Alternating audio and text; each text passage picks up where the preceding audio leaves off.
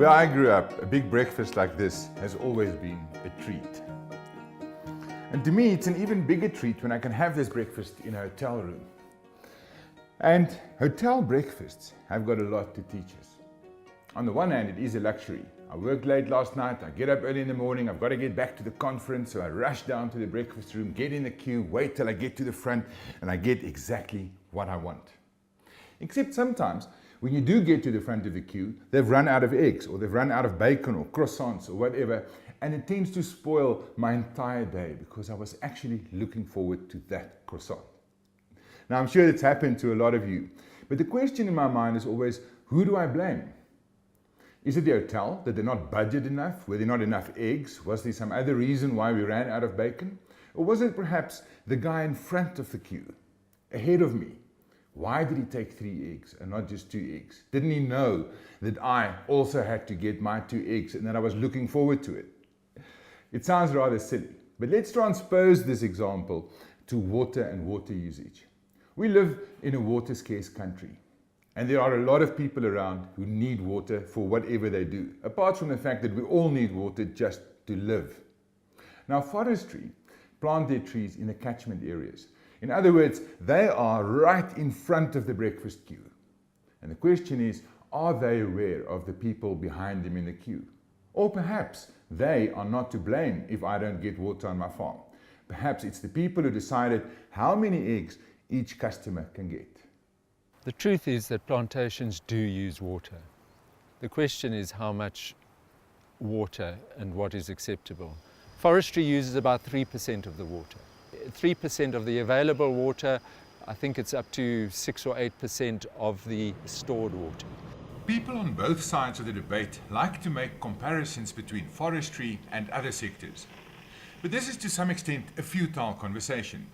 Of course we need water, and of course agriculture provides food. But of course we also need industry and export products to earn money to pay for our ever-increasing population's needs. And to make it even more complicated, different people will give different figures as to how thirsty a tree is. To measure that is extremely difficult, and there are different ways that it's been measured. In the early days, they measured it by having paired catchments. So you plant one catchment up to trees, and you have a catchment next door that you don't plant.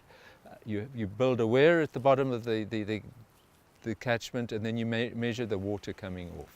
Even though this method produced reasonable results, it was not necessarily the best approach, as you can never really get equal catchments. There will always be differences in landscape, depth of soil, or the amount of water used. And also, you can't just extrapolate the usage in one area to another. Trees growing where there is more water will also use more water than the same species growing somewhere less wet. But it is also important to know how much water the plantations need, to be able to plan how many plantations we can allow, and to make sure downstream users' needs are also fulfilled. And over time, more ways of measuring water usage have been developed. The other approach is to try and measure the water coming off a plantation, either by measuring how much water is going up a tree, and so they use a method called the heat pulse method. They have instrumentation that you put a probe into the bark of the tree, 2 probes, and you inject a bit of heat into the bottom one and then measure how quickly the heat gets to the top one, and through that you can measure how fast the water is moving up, and they work out the volume of water. They can also measure the water vapor coming off the canopy of a plantation in order to get an idea of the water usage of the trees. The actual figures may differ, but the different calculation methods all agree on one point, that a plantation uses more water than the original natural vegetation would. The thing about water is that there's no extra water to go around. Sappi is limited to the amount allocated to them on their water permit, and that makes it very difficult to grow the business, as they can't really plant more trees. Except, of course, if they plant more trees that are less thirsty than the ones standing there now. And all this must be taken into account when they decide which species or even which subspecies they want to plant.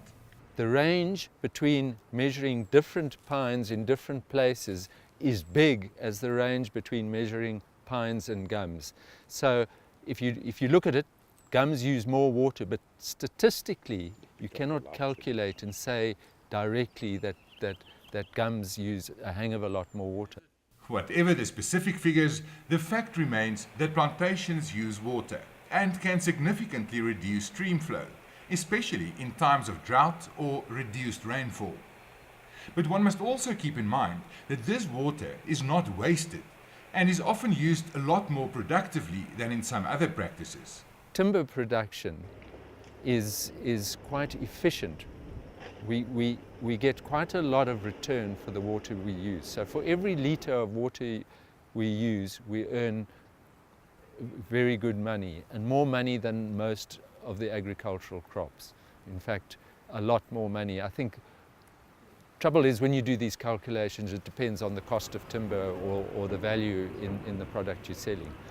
But plantation forestry is an efficient user of water. The trees we use give good growth for the amount of water we use. In the end, even the critics have to accept that we need a healthy economy and that our economy needs forestry. The only justified criticism would be if they waste water, or if government miscalculated the amount of water they make available to this sector. Our responsibility is that we've been given a water use license.